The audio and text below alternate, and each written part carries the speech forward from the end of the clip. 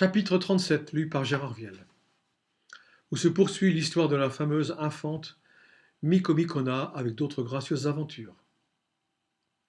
Sancho écoutait tous ces propos, non sans avoir l'âme navrée, car il voyait s'en aller en fumée les espérances de sa dignité, depuis que la charmante princesse Micomicona s'était changée en Dorothée et le géant Pontafilando en Don Fernand. Et cela tandis que son maître dormait comme un bienheureux, sans se douter de tout ce qui se passait. Dorothée ne pouvait se persuader que du bonheur ne fût pas un songe. Cardenio avait la même pensée que Lucindé partageait aussi. Pour Don Fernand, il rendait grâce au ciel de la faveur qui lui avait été faite en le tirant de ce labyrinthe inextricable où il courait si grand risque de son honneur et de son statut. Finalement, tous ceux qui se trouvaient dans l'hôtellerie faisaient éclater leur joie de l'heureux dénouement qu'avaient eu à la fois tant d'aventures enlacées ensemble et qui paraissaient désespérées. Le curé, en homme d'esprit, faisait ressortir ce miraculeux enchaînement et félicitait chacun de la part qu'il avait acquise dans ce bonheur général. Mais c'était encore l'hôtesse qui se réjouissait le plus haut, à cause de la promesse que lui avaient faite le curé et Cardenio de lui payer tous les dommages et intérêts auxquels Don Quichotte lui avait donné droit.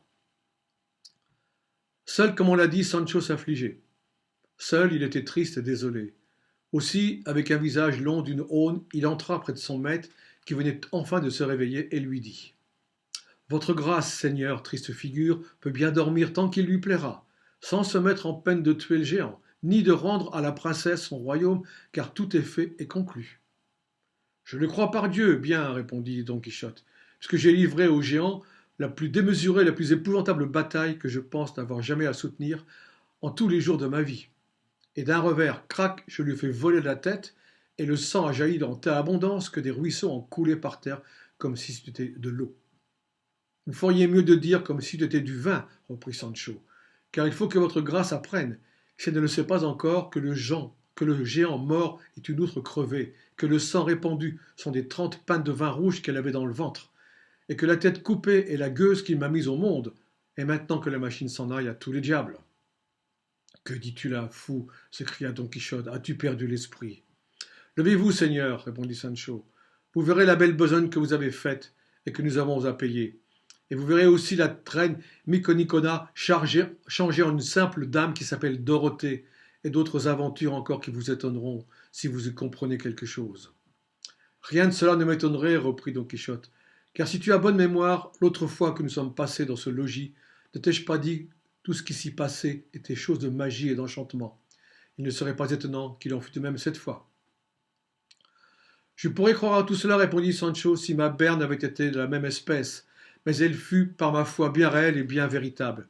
J'ai vu de mes 2 yeux que l'hôtelier, le même qui est là au jour d'aujourd'hui, tenait un coin de la couverture et qu'il me faisait sauter vers le ciel, riant en se gaussant de moi, avec autant de gaieté que de vigueur. Et je m'imagine, tout simple pêcheur que je suis, qu'on le reconnaît les gens qu'il n'y a pas plus d'enchantement que sur ma main, mais seulement des coups à recevoir et des marques à garder. Allons, mon enfant, dit Don Quichotte, Dieu saura bien y remédier, mais donne que je m'habille, et laisse-moi sortir ici pour aller voir ces aventures et ces transformations dont tu parles. Sancho lui donna ses habits, et pendant qu'il lui aidait à les mettre, le curé conta à Don Fernand et à ses compagnons les folies de Don Quichotte, ainsi que la ruse qu'on avait employée pour le tirer de la roche pauvre, où il s'imaginait avoir été conduit par les rigueurs de sa dame. Il leur conta aussi presque toutes les aventures qu'il avait apprises de Sancho, ce qui les surprit et les amusa beaucoup, car il leur sembla, comme il semblait à tout le monde, que c'était la plus étrange espèce de folie qui pût entrer dans une cervelle dérangée. Le curé ajouta que l'heureuse métamorphose de la princesse ne permettant plus de mener à bout leur destin, il fallait chercher et inventer quelque chose d'artifice pour pouvoir ramener Don Quichotte jusque chez lui. Cardenio s'offrit à continuer la pièce commencée dans laquelle Lucinde pourrait convenablement jouer le personnage de Dorothée. Non, non, s'écria Don Fernand, il n'en sera point ainsi. Je veux que Dorothée continue son rôle, et si le pays de ce bon gentilhomme n'est pas trop loin, serait ravi de servir à sa guérison. Il n'y a pas d'ici plus de 2 journées de marche, dit le curé. Quand même il y en aurait davantage, reprit Don Fernand, je les ferai volontiers en échange de cette bonne œuvre. En cet instant, Don Quichotte parut armé de toutes pièces, l'armée de membrun sur sa tête, bien que tout bossué, sa rondache au bras, et dans la main sa pique de messier. Cette étrange apparition frappa de surprise Don Fernand et tous les nouveaux venus. Il regardait tous les nouveaux venus, il regardait tout étonnement à ce visage d'une demi-lieue de long, sec et jaune, et l'assemblage de ces armes dépareillées, cette contenance calme et fière, et ils attendaient en silence qu'ils allaient leur dire. Don Quichotte, d'un air grave et d'une voix lente, fixant les yeux sur Dorothée, lui parla de la sorte. Je viens d'apprendre, belle et noble dame, par mon écuyer ici présent, que votre grandeur s'est annihilée, que votre être s'est anéanti, puisque de reine de grande dame que vous aviez coutume d'être, vous êtes changée en une simple damoiselle. Si cela s'est fait par ordre du roi Nécromant, votre père, dans la crainte que je ne vous donnasse par l'assistance convenable, je vous dis qu'il n'a jamais su qu'il ne sait pas encore la moitié de la messe qu'il fut peu versé dans la connaissance des histoires des chevaleries. Car s'il les avait lus et relus avec autant d'attention et aussi souvent que j'ai eu le soin de les lire et de les relire, il aurait vu à chaque pas comment les chevaliers d'un renom moindre que le mien avaient mis fin à des entreprises plus difficiles. Ce n'est pas grand-chose en effet que de tuer un petit bout de géant, quelque arrogant qu'il soit. Il n'y a pas bien des heures que je me suis vu en tête à tête avec lui, et je ne veux rien dire de plus, pour qu'on ne dise pas que j'en ai menti, mais le temps qui découvre toute chose le dira pour moi quand nous y penserons le moins. Avec ces deux outres, et non un géant que vous vous êtes vu à la tête, s'écria l'hôtelier, auquel Don Fernand ordonna aussitôt de se taire, et de ne plus interrompre le discours de Don Quichotte. Je dis enfin, dit-il, haute dame déshéritée, que si pour une telle raison que votre père a fait cette métamorphose en votre personne, vous ne devez lui prêter aucune croyance, car il n'y a nul péril sur la terre à travers lequel cette épée ne s'ouvre un chemin, cette épée qui, mettant à vos pieds la tête de votre ennemi, vous remettra en même temps votre couronne sur la tête. Don Quichotte n'en dit pas davantage, et attendit la réponse de la princesse. Dorothée, qui savait la résolution qu'avait prise Don Fernand de continuer la ruse jusqu'à ce qu'on eût ramené Don Quichotte dans son pays, lui répondit avec beaucoup d'aisance et non moins de gravité. Qui que ce soit, valeureux chevalier de la triste figure, qui vous ait dit que j'avais changé d'être, ne vous a pas dit la vérité, car ce que j'étais hier, je le suis encore aujourd'hui. Il est vrai que quelque enchantement s'est fait en moi à la faveur de certains événements d'heureuses conjonctures qui m'ont donné tout le bonheur que je pouvais souhaiter. Mais toutefois, je n'ai pas cessé d'être celle que j'étais auparavant, ni d'avoir la pensée que j'ai toujours eue de recourir à la valeur de votre invincible bras. Ainsi donc, monseigneur, ayez la bonté de faire réparation d'honneur au père qui m'engendra, et tenez-le désormais pour un homme prudent et avisé, puisqu'il a trouvé par sa science un moyen si facile et si dur de remédier à mes malheurs. Car je crois en vérité, Seigneur, qu'à moins d'avoir fait votre rencontre, jamais je n'aurais atteint le bonheur où je suis parvenu. Je dis si vrai que je prends à témoin de mes paroles la plupart des seigneurs que voici présents. Ce qui reste à faire, c'est de nous mettre en route demain matin. Aujourd'hui, l'étape serait trop courte, et pour l'heureuse issue de l'entreprise, je l'abandonne à Dieu et à la vaillance de votre noble cœur. La gentille Dorothée cessa de parler, et Don Quichotte, se tournant vers Sancho avec un visage courroucé. Maintenant, mon petit Sancho, lui dit-il, j'affirme que vous êtes le plus grand marron qu'il y ait dans toute l'Espagne. Dis-moi, larron vagabond, ne viens-tu pas de me dire que cette princesse s'était changée en une damoiselle du nom de Dorothée, et que la tête que j'imagine bien avoir coupée au géant était la gueuse qui t'a mise au monde, avec cent autres extravagances qui m'ont jeté dans la plus horrible confusion où je me sois vu tous les jours de ma vie. Par Dieu, je ne sais ce qui me tient de faire sur toi un tel ravage, que le souvenir de mettre du plomb dans ta tête, à tout autant d'écuyers menteurs qu'il y en aurait désormais par le monde au service des chevaliers errants. Que votre grâce s'apaise, mon cher Seigneur, répondit Sancho. Il se pourrait bien que je me fusse trompé quant à ce qui regarde la transformation de madame la princesse Micomicona. Mais quant à ce qui regarde la tête du géant, ou plutôt la décollation des outres, et de dire que le sang était du vin rouge, oh Dieu, je ne me trompe pas, car les peaux de bouc sont encore au chevet de votre lit, percés de paradente, et la chambre est un lac de vin. Sinon, vous le verrez quand il faudra faire frire les œufs. Je veux dire, quand sa grâce, le seigneur hôtelier, viendra vous demander le paiement de tout ce que vous avez cassé. Du reste, je me réjouis au fond de l'âme de ce que madame la reine soit restée ce qu'elle était, car j'ai ma part du profit comme chaque enfant de la commune. Eh bien, Sancho, reprit Don Quichotte, je dis seulement que tu es un imbécile. Pardonne-moi et n'en parlons plus. C'est cela, s'écria Don Fernand, qu'il n'en soit plus question. Et puisque madame la princesse veut qu'on se mette en marche que demain, parce qu'il est trop tard aujourd'hui, Faisons ce qu'elle ordonne.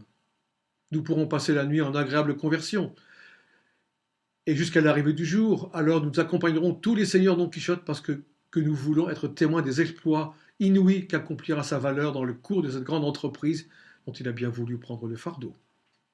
C'est moi qui dois vous accompagner et vous servir, répondit Don Quichotte, et je suis très sensible à la grâce qui m'est faite et très obligé de la bonne opinion qu'on a de moi, laquelle je m'efforcerai de ne pas démentir, dût-il m'en coûter la vie et plus encore s'il est possible. Don Quichotte et Don Fernand continuaient à échanger des politesses et des œuvres de service lorsqu'ils furent interrompus par l'arrivée d'un voyageur qui entra tout à coup dans l'hôtellerie et dont la vue fit taire tout le monde. Son costume annonçait un chrétien nouvellement revenu du pays des morts. Il portait un justaucorps de drap bleu, avec des pans très courts et des demi-manches mais sans coller. Les hautes chausses étaient également de drap bleu, et le bonnet de la même étoffe. Il portait aussi des brodequins jaunes et un cimeterre mauresque pendu à un baudrier de cuir qui lui passait sur la poitrine. Derrière lui entra assise sur un âne une femme vêtue à la mauresque, le visage voilé et la tête enveloppée d'une large coiffe. Elle portait par-dessous une petite toque de brocart et une longue robe arabe la couvrait des épaules jusqu'aux pieds. L'homme était d'une taille robuste et bien prise. Son âge semblait dépasser un peu 40 ans. Il avait le visage brun, la moustache longue et la barbe élégamment disposée. En somme, il montrait dans toute sa tenue qu'avec des meilleurs vêtements, on l'eût pris pour un homme de qualité. Il demanda en entrant une chambre particulière et parut fort contrarié quand on lui dit qu'il n'en restait pas aucune dans l'hôtellerie. S'approchant néanmoins de celle qui semblait à son costume une femme arabe, il la prit dans ses bras et la mit à terre. Aussitôt Lucinde, Dorothée, l'hôtesse, sa fille et Maritornes, attirées par ce nouveau costume qu'elle n'avait jamais vu, entourèrent la mauresque.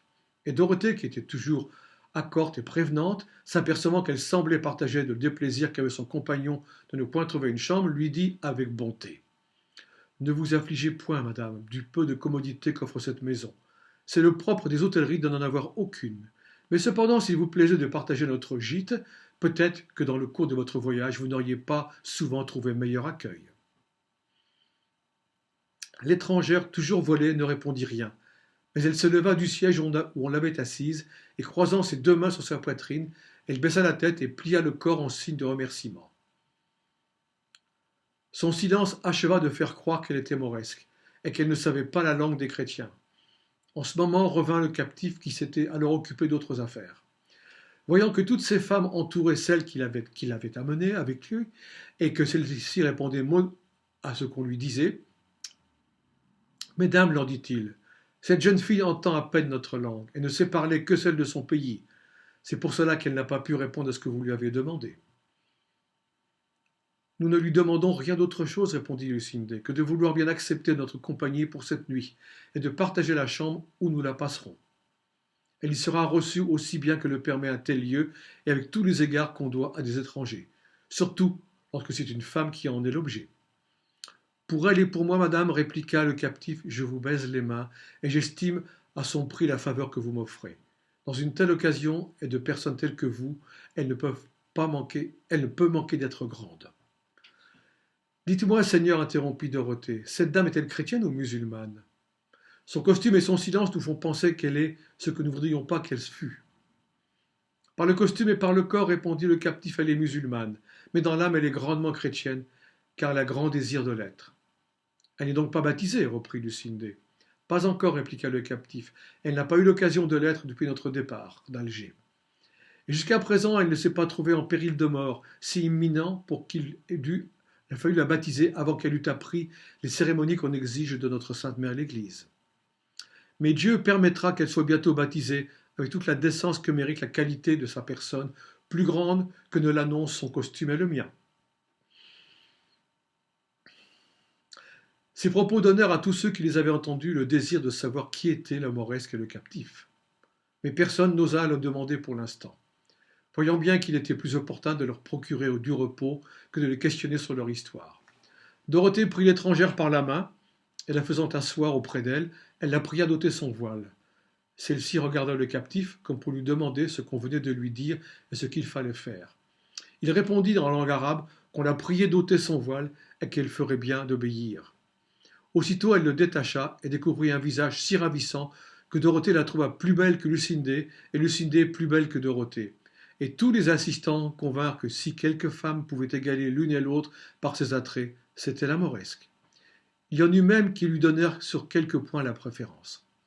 Et comme la beauté a toujours le privilège de se concilier les esprits et de s'attirer les sympathies, tout le monde s'empressa de servir et de fêter la belle arabe.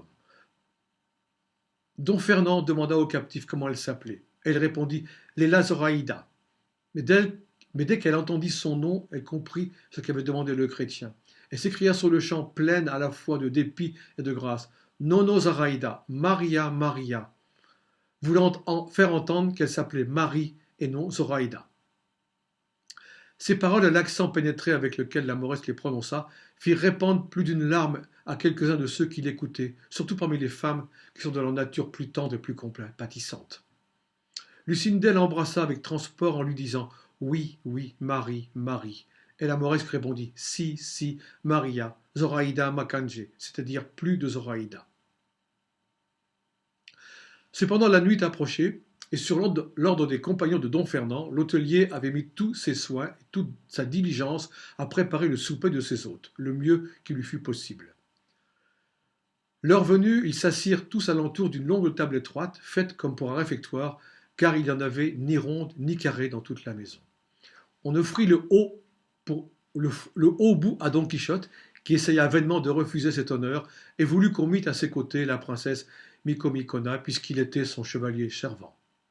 Ensuite s'assirent Lucindé et Zoraïda, et en face d'elle, Don Fernand et Cardenio. Au-dessous d'eux, le captif et les autres gentilshommes, puis à la suite des dames, le curé et le barbier. Ils soupèrent ainsi avec appétit et gaieté, et leur joie s'accrut quand ils virent que Don Quichotte, cessant de manger et poussé du même esprit qui lui fut autrefois adressé au chevrier, un si long discours s'apprêtait à parler. « En vérité, dit-il, mes seigneurs, il faut convenir que ceux qui ont fait profession dans l'ordre de la chevalerie errante voient des choses étranges, merveilleuses, inouïes. Sinon, dites-moi, quel être vivant y a-t-il au monde qui, entrant à l'heure qu'il est par la porte de ce château, et nous voyant attablés de la sorte, pourrait juger et croire que nous sommes qui nous sommes? Qui dirait que cette dame assise à mes côtés est la grande reine que nous connaissons tous, et que je suis ce chevalier de la triste figure dont la bouche de la renommée répand le nom sur la terre? À présent, il n'en faut plus douter, cet exercice, ou plutôt cette profession surpasse toutes celles qu'ont jamais inventées les hommes, et il faut lui porter d'autant plus d'estime qu'elle est sujette à plus de danger. Qu'on ôte de ma présence ceux qui prétendraient que les lettres l'emportent sur les armes, car je leur dirai, quels qu'ils fussent, qu'ils ne savent ce qu'ils disent. En effet, la raison que ces gens ont coutume de donner et dont ils ne sortent jamais, c'est que les travaux de l'esprit surpassent ceux du corps, et que dans les armes, le corps seul fonctionne, comme si cet exercice était un vrai métier de portefaix qui n'exigeât que de bonnes épaules. Ou comme si, dans ce que nous appelons les armes, nous dont c'est la profession, n'étaient pas comprises les actions de l'art militaire, lesquelles demandent la plus haute intelligence. Ou comme si le guerrier qui commande une armée en campagne et celui qui défend une place assiégée ne travaillaient point l'esprit comme du corps. Est-ce par hasard, avec les forces corporelles qu'on parvient à pénétrer les intentions de l'ennemi, à deviner ses projets, ses stratagèmes, ses embarras, à prévenir le mal qu'on redoute, toutes choses qui sont du ressort de l'entendement où le corps n'a certes rien à voir? Maintenant, s'il est vrai que les armes exigent, comme les lettres, la coopération de l'esprit, voyons lequel des deux esprits a le plus à faire, celui de l'homme de lettres ou celui de l'homme de guerre. Cela sera facile à connaître par la fin et le but que se proposent l'un et l'autre, car l'intention qui se doit le plus estimer est celle qui a le plus noble objet. La fin est le but des lettres. Je ne parle point à présent des lettres divines dont la mission est de conduire et d'acheminer les âmes au ciel, car une fin sans fin comme celle-là, nul autre ne peut s'en comparer. Je parle des lettres humaines. C'est, dis-je, de faire triompher la justice distributive, de rendre à chacun ce qui lui appartient, d'appliquer, de faire observer les bonnes lois. Cette fin, assurément, est grande, généreuse et digne d'éloge, mais non pas autant toutefois que celle des armes, lesquelles ont pour objet et pour but la paix, c'est-à-dire le plus grand bien que puissent désirer les hommes en cette vie. Ainsi, les premières bonnes nouvelles que reçut le monde furent que celles que donnèrent les anges dans cette nuit qui devint notre jour. lorsqu'il chantait au milieu des airs, gloire soit à Dieu dans les hauteurs célestes et paix sur la terre aux hommes de bonne volonté. De même, le meilleur salut qu'enseigna à ses disciples bien-aimés le plus grand maître de la terre et du ciel, ce fut de dire lorsqu'ils entreraient chez quelqu'un que la paix soit dans cette maison. Et maintes fois encore il leur dit, je vous donne ma paix, je vous laisse la paix, que la paix soit avec vous. Comme le plus précieux bijou que put donner et laisser une telle main, bijou sans lequel, ni sur la terre, ni dans le ciel, il ne peut exister aucun bonheur. Or, cette paix est la véritable fin de la guerre, et la guerre est la même chose que les armes. Une fois cette vérité admise que la fin de la guerre c'est la paix, et qu'en cela elle l'emporte sur la fin des lettres, venons maintenant aux travaux du corps et du l'être, et ceux de l'homme qui fait profession des armes, et voyons quels sont les plus rudes. Don Quichotte poursuivait son discours avec tant de méthode, en si bons termes, qu'il forçait alors tous ceux qui l'entendaient à ne plus le prendre pour un fou. Au contraire, comme ils étaient pour la plupart des gentilshommes destinés par leur naissance à l'état des armes, ils l'écoutaient avec beaucoup de plaisir. Je dis donc, continua-t-il, que voici les travaux et les peines de l'étudiant. D'abord et par-dessous tout, la pauvreté. Non pas que tous les étudiants soient pauvres, mais pour prendre leurs conditions dans tout ce qu'elle a de pire. Quand j'ai dit que l'étudiant souffre la pauvreté, il me semble que je n'ai rien de plus à dire que son triste port. Car qui est pauvre n'a rien de bon au monde. Cette pauvreté, il la souffre quelquefois par partie. Tantôt c'est la faim, tantôt c'est le froid, tantôt la nudité. Quelquefois aussi c'est trois choses à la fois. Cependant, il n'est jamais si pauvre qu'il ne trouve qu'à la fin quelque chose à manger, bien que ce soit un peu plus tard que l'heure, bien que ce soit que les restes des riches. Et c'est là la plus grande misère de l'étudiant, de ce qu'il appelle entre eux aller à la soupe. D'une autre part, il ne manque pas de quelques cheminées de cuisine, de quelques braseros dans la chambre d'autrui où il puisse, sinon se réchauffer, au moins se dégourdir un peu. Et enfin, la nuit venue, ils dorment tous sous des toits de maisons. Je ne veux pas descendre jusqu'à d'autres menus détails, à savoir le manque de chemises et la non-abondance de souliers, la vétusté et la maigreur de l'habit, et de ce goût pour s'empiffrer jusqu'à la gorge quand la bonne fortune leur envoie quelques banquets. C'est par ce chemin que je viens de peindre, âpre et difficile, qu'en bronchant par-ci et tombant par-là, se relevant d'un côté pour retomber de l'autre, ils arrivent au degré qu'ils ambitionnent.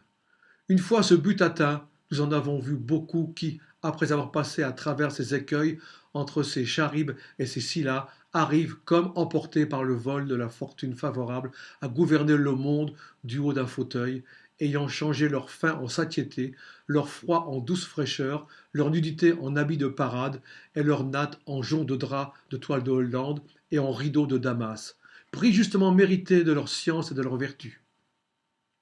Mais si l'on compare et si l'on balance leurs travaux avec ceux du guerrier, de combien ils restent en arrière, c'est ce que je vais facilement démontrer.